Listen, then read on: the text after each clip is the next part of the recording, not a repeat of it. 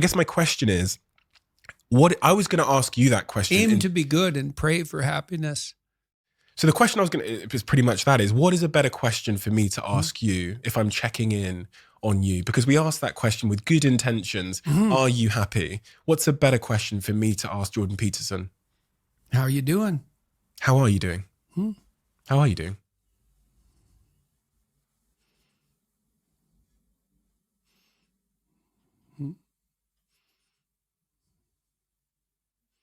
Brilliantly and terribly.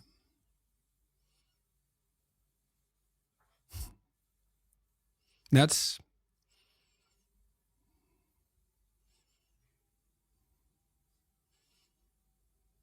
when you listen to a profound piece of music,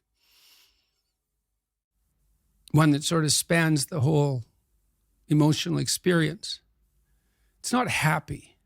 Happy is elevator music, and probably you just shouldn't listen to that at all, right? And you think, why? Well, it's harmless, it's treacly, it's sweet, it's simple, it lacks depth, it's shallow. That's a problem. It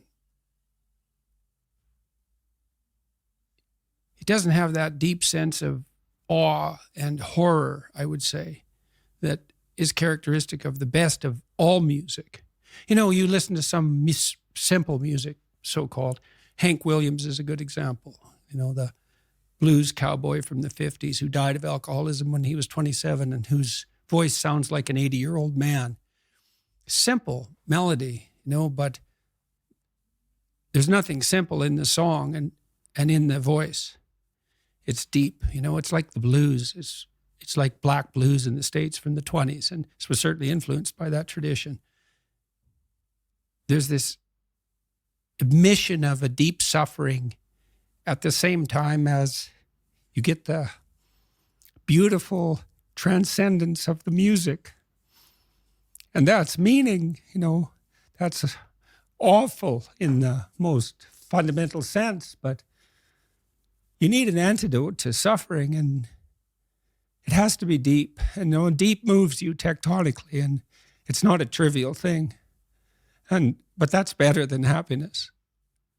And maybe if you're lucky while you're pursuing that and while you're immersed in it, you get to be happy, and you should fall on your knees and be grateful for that when it happens. It's a gift. It really is a gift.